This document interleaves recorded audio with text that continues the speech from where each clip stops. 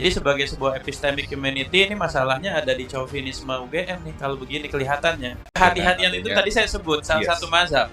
Cautious focus approach itu salah satu mazhab. Dan uji konsekuensi memang untuk mempertahankan mazhab. Salah Bapak kalau bilang Bapak nggak mempertahankan mazhab. Kan kebijakan rektorat harus ada. Bapak salah. Tapi dengan mempertahankan mazhab itu caranya nggak boleh begini. Ini homogen banget, nggak boleh. Ini chauvinis. Bapak menganggap tidak ada orang yang ngerti di luar UGM. Jadi nggak bisa informasi itu untuk si A terbuka, untuk si B dikecualikan. Nggak bisa. Uji konsekuensi itu berlaku untuk semua. Begitu. Jadi saya nggak mau di sini ada kata-kata surat keputusan yudisium untuk Joko Widodo. Nggak bisa Pak. Ini berarti kalau Bapak sudah menyatakan surat keputusan yudisium dikecualikan, maka untuk semuanya itu menjadi dikecualikan. Pak, yang kemarin hadir di persidangan pertama siapa Pak? Ada nggak di sini? Bapak ya, berdua ya. Kan kemarin majelis meminta untuk melibatkan pihak eksternal ya, unsur masyarakat.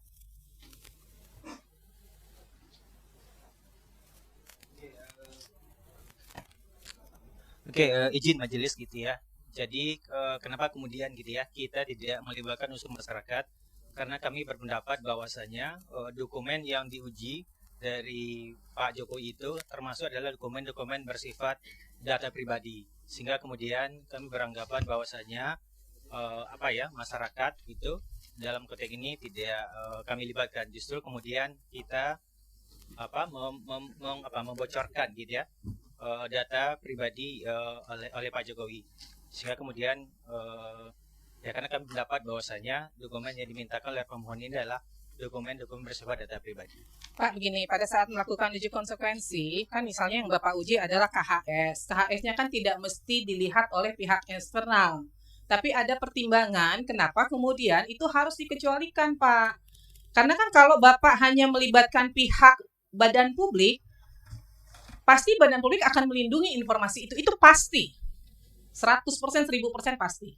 Jadi kenapa kemudian dalam pelaksanaan uji konsekuensi itu majelis memerintahkan melibatkan pihak lain di luar UGM supaya ada pandangan sejauh mana informasi itu kepentingan publik terakomodir di situ.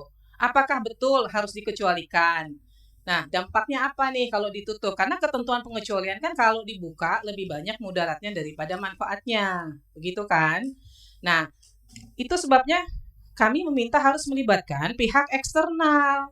Kalau nih saya nih bagian dari Komisi Informasi, kalau saya melakukan uji konsekuensi untuk informasi yang kami kuasai, saya akan bilang itu dikecualikan, Pak. Maka perlu pandangan dari pihak lain, masyarakat, begitu loh. Iya betul Ibu gitu. Tapi sekali lagi kami di internal kemudian berkesimpulan bahwasanya itu adalah data pribadi gitu ya. Sehingga kemudian kalau kemudian masyarakat diundang gitu kan, itu kan kemudian kan kita menginformasikan data pribadi seseorang yang notabene itu adalah satu, belum ada persetujuan dari si pemilik data gitu. Yang kedua, saya kira kami juga dalam konteks kehati-hatian ya, kerahasiaan gitu. Kami memang menganggap bahwasanya kalau kemudian ada masker di situ, kami khawatir. Justru kami kemudian kan mengungkapkan data pribadi seorang yang notabene sekali lagi itu belum ada persetujuan dari pemilik data. Yang kedua, penting juga adalah itu belum ada juga putusan dari pengadilan ya yang memerintahkan kami untuk mengungkapkan data itu. Jadi atas dasar itu kemudian kami berpendapat bahwasanya kami dalam konteks ini tidak melibatkan masyarakat. Pak, saya tanya, Bapak melakukan uji konsekuensi, ini misalnya saya ambil contoh nih KHS, ini hanya terkait KHS-nya Pak Jokowi atau KHS secara keseluruhan yang Bapak uji? Oke, sesuai dengan di DSK tersebut itu khusus KHS-nya Pak Jokowi. Nah, kalau KHS pada umumnya diminta oleh publik terbuka atau tidak, Pak? Kalau misalnya nih publik meminta KHS atau yang lainnya di luar itu, ini terbuka atau enggak? Iya, saya kira kalau konteksnya tadi uji konsekuensi Ibu, kalau konteksnya dia melibatkan masyarakat, sekali lagi kami berpikir bahwasanya KHS itu data pribadi. Jadi kami tidak melibatkan masyarakat dulu dalam konteks ujian konsekuensi. Kecuali dasarnya ada persetujuan dari si pemilik data ataupun nanti ya tadi Nah, itu perintah dari KIP. Karena sekali pemahamannya lagi, itu Bu, Pak, oke. pemahamannya Bapak melakukan uji konsekuensi bukan hanya terhadap KHS-nya Pak Jokowi. Karena kalau Bapak mengatakan KHS untuk Pak Jokowi dikecualikan, maka secara global untuk siapapun itu menjadi informasi yang dikecualikan. Ya kan? Uji konsekuensi yang Bapak lakukan, kenapa kemudian harus melibatkan masyarakat? Masyarakat akan, Bapak harus kasih dasar-dasarnya apa yang menjadi pertimbangan. KHS ini harus dikecualikan. Ada informasi pribadi. Informasi pribadi apa sih yang terkandung di dalamnya? Kan tadi saya udah bilang, tidak mesti dokumennya Bapak tunjukkan kepada pihak masyarakat. Tapi kemudian dilakukan kajian bersama antara UGM dengan pihak eksternal. Sejauh mana sebuah informasi itu kemudian akan dikecualikan gitu loh. Dampaknya Oke, apa? Ibu. Kalau misalnya Ibu, di situ ada pakar gitu ya. Saya kira pakar itu juga bagian dari masyarakat gitu ya. Nggak bisa Pak, itu kan maka tadi saya tanya pakar ahli hukum ini dari UGM atau bukan? Iya, betul. Dari UGM kan? Betul, betul. Ya, jadi kan perintah majelis Tapi melibatkan, Pak ini perintah majelis loh. Kami memerintahkan harusnya melibatkan pihak luar.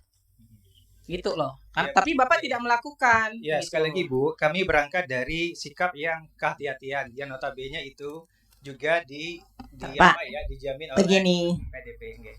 kemarin harus dihargai yang namanya perintah majelis, ya. Pemahamannya seperti yang sampaikan Ketua Majelis, bukan dokumennya, tapi formula-formula. Misalnya tadi ijazah seperti apa formulanya? Oh, ada nama, ada data. Jadi tidak dokumennya.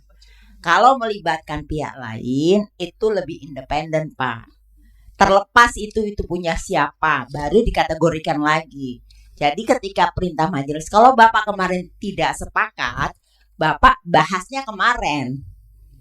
Jadi supaya lebih cepat persidangan hari ini, kita melihat beranggapan pertama Bapak tidak menghargai perintah majelis. Ya kan? Kan tidak harus dokumennya. Kita dalam hal ini melihat dokumen itu tidak membedakan pemilik siapa. Ya kan? Jadi nggak usah berdiskusi dalam arti yang di sini saja Bapak memperlihatkan bahwa tidak independen, ya kan, untuk melihat suatu persoalan. Jadi kalau kemarin perintah majelis ada melihat bahwa ini kalau melibatkan pihak eksternal, maka kajiannya lebih independen. Bukan lebih lagi, memang independen. Tidak harus dokumennya, tapi formula. Kalau ada ijazah seperti ini, kalau KHS data apa saja, tanpa memperlihatkan. Itu. Kasih. Apa boleh menanggapi atau Izin Bu Ketua. Silakan. Ini seluruhnya kan berarti dari UGM ya? Iya. Apa saudara? Bentar. Memohon sebentar ya. Saudara termohon, ini berarti seluruhnya dilakukan oleh UGM. Berarti UGM tidak menganggap ada entitas akademik lain selain UGM yang mengerti Yang masalah handphonenya ini. bunyi tolong dimatikan ya. Ini UGM berarti tidak menganggap dalam tema KHS atau perlindungan data pribadi atau keterbukaan informasi publik tidak ada pakar dari selain UGM. Saya mau tanya itu dulu. Singkat-singkat aja ya, karena saya masih ada pendalaman lain. Baik, terima kasih anggota majelis. Pada prinsipnya kami tetap menganggap dan kami juga menganggap bahwa pakar dari pakar, ada tidak kepakaran di luar UGM yang bisa memahami soal menurut UGM? Untuk diuji konsekuensi ini tidak ada, tapi kalau untuk secara keseluruhan pasti ada. Namun tadi yang disampaikan. Jadi begini, ini ada chauvinisme nih, ya, prestige oriented chauvinis. Jadi kebanggaan seakan-akan yang mengerti tema ini hanya orang-orang UGM. Andaikan teman-teman atau Bapak Ibu di UGM itu mau mempertahankan satu mazhab pemikiran saja, sebenarnya bisa kok. Ambil saja pakar-pakar lain yang satu mazhab. Karena sebenarnya di keterbukaan informasi juga ada mazhab kehati-hatian, ada juga cautious focus approach misalnya begitu, ya. Kalau mau ambil kehati-hatian, katakanlah misalnya UGM mempertahankan ini sebagai suatu hal yang jadi data pribadi. Tadi Bapak bilang, Bapak orang fakultas hukum. Iya kan? Mazhab tuh bisa diambil penguatannya dari mana aja. Dan masyarakat tuh bertaburan kok pakar-pakar. Jadi sebagai sebuah epistemic community ini masalahnya ada di chauvinisme UGM nih kalau begini kelihatannya. Jadi majelis memerintahkan melakukan uji konsekuensi sekali lagi tidak dengan satu pendapat homogen dari UGM. Ini sudah komposisi berlaku untuk semua register aqua, Pak. Gitu. Tapi kalau Bapak menganggap hanya UGM yang mengerti masalah ini masalahnya di UGM keseluruhan berarti. Ini masalah prestige oriented chauvinism. Ini chauvinisme model akademik. Ya, Pak ya. Ini andaikan Bapak mau mempertahankan satu pendapat pun, ambil dari luar UGM itu perintah majelisnya. Gitu. Sehingga pendapat Bapak itu lebih kuat begitu. Ya.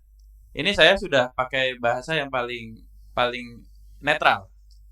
Ya. Bapak mau mempertahankan silakan, tapi komposisinya tidak boleh homogen gitu. Sehingga Bapak tidak dianggap sebagai satu kesatuan korsa, tapi sebagai satu kesatuan pandangan mazhab. Oke, Bapak anggap ini sebagai suatu hal yang harus dikecualikan, nggak apa-apa. Di luar pun banyak pakar-pakar yang bisa membenarkan itu, gitu loh Pak, maksudnya. Dan tadi Ibu Ketua Majelis sudah sampaikan, jangan anggap ini sebagai satu case individu. Perlakuan Bapak terhadap semua pemilik dokumen tertentu, informasi tertentu di UGM begini, begitu loh. Dan itu didukung oleh perspektif apa? Ada tanggapan? Izin majelis menanggapi, kami tidak mempertahankan mazhab, tapi alasan kami tadi adalah kami mematuhi prinsip kehati-hatian kami. Iya, kehati-hatian itu tadi saya sebut salah satu mazhab. Cautious focus approach itu salah satu mazhab. Dan uji konsekuensi memang untuk mempertahankan mazhab. Salah Bapak kalau bilang Bapak nggak mempertahankan mazhab. Kan kebijakan rektorat harus ada. Bapak salah. Tapi dengan mempertahankan mazhab itu caranya nggak boleh begini. Ini homogen banget, nggak boleh. Ini chauvinis. Bapak menganggap tidak ada orang yang ngerti di luar UGM. Kami tidak beranggapan seperti ya itu. Kalau nggak ada anggapan itu, buktikan. Uji konsekuensi berikutnya, komposisinya nggak boleh cuma UGM. Baik, kami serahkan kembali kepada majelis komisi. Ya, majelis diserahkan, tapi saudara tidak melaksanakan. Jadi saudara harus laksanakan.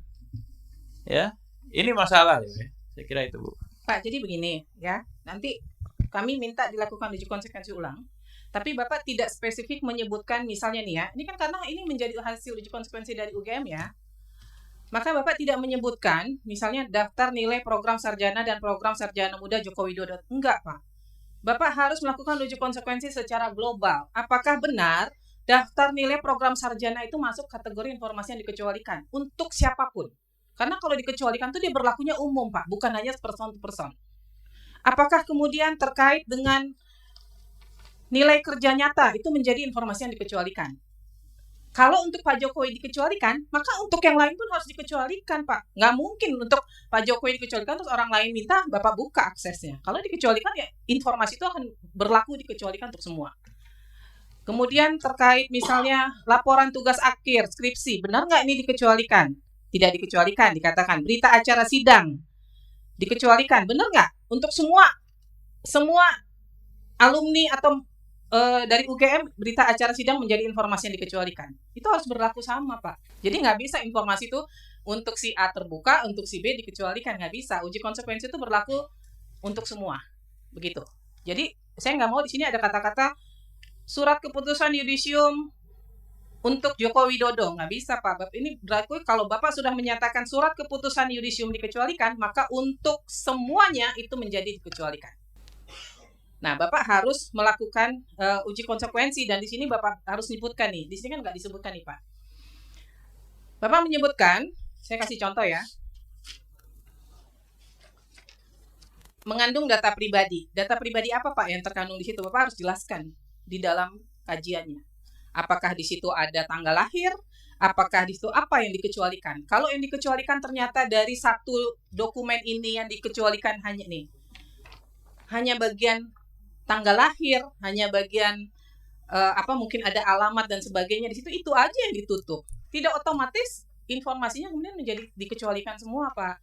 Maka di kajian itu harus jelas apa sih di dokumen atau di informasi itu yang dikecualikan. Di KHS nih apa sih Pak yang dikecualikan? Nilai. Selain nilai apa? Nah kan berarti yang nilainya saja yang ditutup. Bahwa bukti seseorang pernah kuliah di semester 1, semester 2, semester 3 itu kan menjadi informasi publik begitu loh. Ya, jadi itu harus dikaji dengan jelas Pak kajiannya. Apa yang masuk dalam kategori dikecualikan itu apa? Ini kan kalau saya baca saya nggak bisa menemukan nih, hanya dibilang data pribadi. Data pribadi apa yang terkandung di KHS? Itu harus ada Pak. Kalau dibilang menghambat proses penegakan hukum, yang bagaimana begitu? Harus ada jelas kajiannya ya Pak ya. Kemudian di sini Bapak menyebutkan, saya nggak tahu kok Bapak melakukan uji konsekuensi terhadap nilai kerja nyata. Padahal yang diminta di sini laporan kuliah kerja nyata. Emang sama ya Pak ya?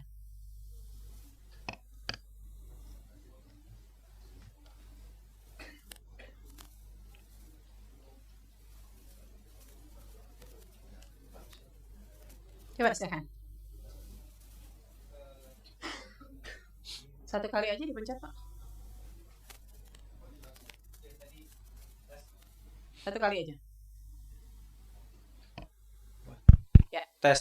Iya Ibu, di situ kita memberikan adalah transkrip nilai gitu ya, karena memang dokumen terkait dengan laporan kuliah kerja nyata itu memang tidak ada gitu, atau mungkin dalam bahasa KIP-nya belum didokumentasikan. Jadi dokumen itu memang tidak ada. Nah maka kemudian kami dengan etikat baik gitu ya mencoba kemudian mencari-cari gitu ya, menelusuri di teman-teman fakultas itu, berusaha semaksimal mungkin menelusuri ya setiap info, setiap kemudian taharak dan seterusnya itu. Maka kemudian adalah data nilai dari Pak Jokowi bersama juga dengan nilai-nilai mahasiswa yang KKN yang ada pada saat itu. Termasuk juga kayak pemohon memintalah transkrip nilai.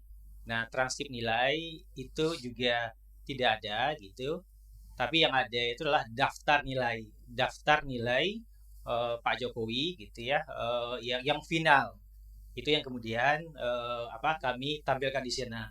Jadi kami itu juga kami paham ya, pemohon ini kan tidak tahu nih kira-kira ya zaman itu kebutuhan dokumennya apa. Nah sehingga kemudian kami kalau itu ada dokumennya, kami sampaikan dan kami uji konsekuensinya. Jadi itu Ibu. Ya, jadi begini Pak, Bapak ketika melakukan uji konsekuensi kan kami minta harus berdasarkan informasi yang sedang disengketakan kan. Maka Bapak harus mengacu ke sini Pak. Misalnya, nih, laporan kuliah kerja nyata. Terlepas dari Pak Jokowi-nya ada atau enggak, kita nggak ngurus. Okay. Itu nanti di pembuktian. Ada nggak sih sebenarnya gitu. Tapi Bapak harus melakukan uji konsekuensi. Apakah laporan kuliah kerja nyata itu sebenarnya terbuka atau tertutup? Itu dulu Pak. Apakah dikecualikan? Kalau dikecualikan, maka Bapak harus lakukan uji konsekuensi. Mengacu ke mana? Dasar hukumnya apa? Begitu. Kemudian laporan tugas akhir. Jadi jangan di sini dimintanya laporan kuliah kerja nyata, Bapak bikin di sini yang diuji nilainya. Padahal yang diminta laporannya. Kan jadi nggak sinkron nih Pak. Ya kan? Maka kan majelis nanti akan membuat pertimbangan berdasarkan hasil uji konsekuensi. Maka harus mengacu ke sini. Jadi Bapak semuanya harus mengacu ke semua informasi yang diminta ini. Ya, jadi kalau yang diminta laporan jangan Bapak uji nilai, kita tahu kalau nilai dikecualikan itu kita tahu. Jadi yang diminta laporan, apakah laporan lagi-lagi mindsetnya Bapak harus berpikir bahwa untuk semua, bukan hanya untuk Pak Jokowi. Nanti baru kita buktikan masih ada nggak sih tersimpan laporan yang atas nama Pak Jokowi. Tapi secara global untuk laporan kuliah kerja nyata menurut UGM itu terbuka atau dikecualikan. Itu dulu Pak. Kalau Bapak menyatakan itu dikecualikan, Bapak lakukan uji konsekuensinya. Kalau nggak usah Bapak lakukan. Jadi kalau di sini yang kayak seperti Bapak bilang ini terbuka, itu nggak perlu Bapak uji sebenarnya karena terbuka kan. Yang tadi di sini ada dikatakan laporan tugas akhir tidak dikecualikan. Berarti Bapak nggak perlu lakukan uji konsekuensi. Uji konsekuensi itu hanya untuk informasi yang menurut UGM adalah masuk kategori rahasia. Itu yang harus Bapak uji konsekuensi. Begitu. Ya, sejauh mana itu harus ditutup kepada publik begitu. Jadi dan lagi itu berlaku semua ya, bukan hanya atas nama Pak Jokowi, tapi untuk semua. Kemudian SOP yang diminta ini mungkin waktu itu nggak ada menurut Bapak. Tapi di era sekarang ada nggak? Kalau ada itu terbuka atau dikecualikan, gitu loh. Kalau nggak ada ya bapak nggak perlu lakukan uji konsekuensi karena memang nggak ada, tidak pernah ada di UGM begitu ya Pak ya? Baik. Gimana? Silakan. Ketua Majelis, ya. Nanti untuk SOP itu kita tidak akan perlu masukkan karena memang saat itu tidak ada SOP, hanya ada buku petunjuk. Betul. Itu buku petunjuk kami sampaikan karena bentuk itikat baik kami. Di situ kurang lebih mirip-mirip dengan apa yang dimintakan oleh dari pemohon. Adalah SOP di situ ya? Iya. Nah itu terbuka apa tertutup Pak? Terbuka. Terbuka ya, berarti nggak perlu diuji kan? Iya. Nah nanti dicek ulang lagi ya Pak ya. Ini harus disesuaikan karena ini hasil uji konsekuensinya nggak sesuai sama sekali nih, ya. Izin Ketua Majelis, mohon penegasan yang kami uji konsekuensikan itu dokumen yang dimintakan oleh pemohon secara rigid dengan atas nama Bapak Joko Widodo atau secara global. Jadi pertama Bapak melakukan secara global dulu. Secara global nanti baru di pertimbangannya Bapak menyebutkan yang atas nama Pak Jokowi, misalnya sekarang logikanya gini aja Pak, kalau dikecualikan, mau itu sedang dalam proses hukum atau apapun, dia tetap dikecualikan, kan begitu. Tapi kalau dia sebenarnya terbuka, kemudian saat ini sedang dalam proses pengadilan sehingga nggak bisa diberikan, itu sebenarnya nggak perlu dilakukan uji konsekuensi. Karena mengacu ke pasal 17, dia dikecualikan, kan begitu. Yang Bapak lakukan uji konsekuensi adalah ketika siapapun yang meminta, UGM akan menyatakan itu dikecualikan, siapapun. Nah, kalau yang terkait ijazah Pak Jokowi bahwa sekarang sedang dalam proses peradilan, Bapak Ibu tinggal mengacu ke pasal 17, ya kan? Bahwa di situ dengan jelas disebutkan masih dalam proses peradilan menjadi informasi dikecualikan. Nah, tapi kami sedang mendalami lagi dari UGM karena yang menjadi para pihak kan bukan UGM nih. Para pihaknya adalah orang lain, hanya dokumennya sedang dipinjam dalam tanda kutip dipinjam oleh Mabes Polri atau oleh Polda Metro Jaya dalam kasus sengketa yang lain, ya kan? Kan para pihaknya bukan UGM kan? UGM nggak jadi para pihak kan di sengketanya Polda Metro kan? Ya, jadi secara global dulu bahwa nilai KKN apakah secara global menjadi informasi yang terbuka atau tertutup? Kalau tertutup silahkan lakukan uji konsekuensi. Kemudian nanti baru di dalam persidangan baru kita nanti akan gali. Nah, kalau terkait ijazah Pak Jokowi atau terkait nilai KKN Pak Jokowi ini ada atau enggak? Gitu. Ya. Baik, terima kasih. Gitu ya. Paham ya? Silakan. Saudara termohon, ini saya memberikan gambaran ya bahwa semuanya memang mengacu pada kebijakan kampus. Contoh misalnya, sekarang itu ada sistem di mana orang tua bisa mengetahui nilai IPK mahasiswa, tapi tidak semua kampus menerapkan. Ini yang saya maksud semuanya berdasarkan kebijakan kampus. Ada beberapa kampus yang akun orang tua itu bisa membuka jejak dan nilai akademik, ya kan? Tapi ada kampus yang tidak. Nah, UGM ini seperti apa terhadap register akwo? Itu yang kita mau. Tapi dalam menguatkan argumen itu, menguatkan pilihan-pilihan kebijakan itu, kita mau UGM jangan chauvinis gitu secara akademik. Libatkan pihak luar sehingga itu akan mengurangi kecurigaan soal independensi. Itu aja sebenarnya.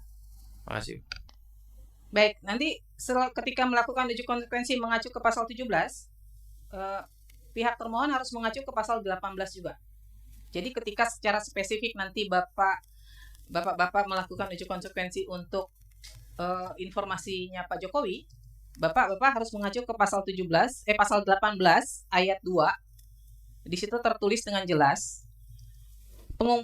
pengungkapan berkaitan dengan posisi seseorang dalam jabatan publik.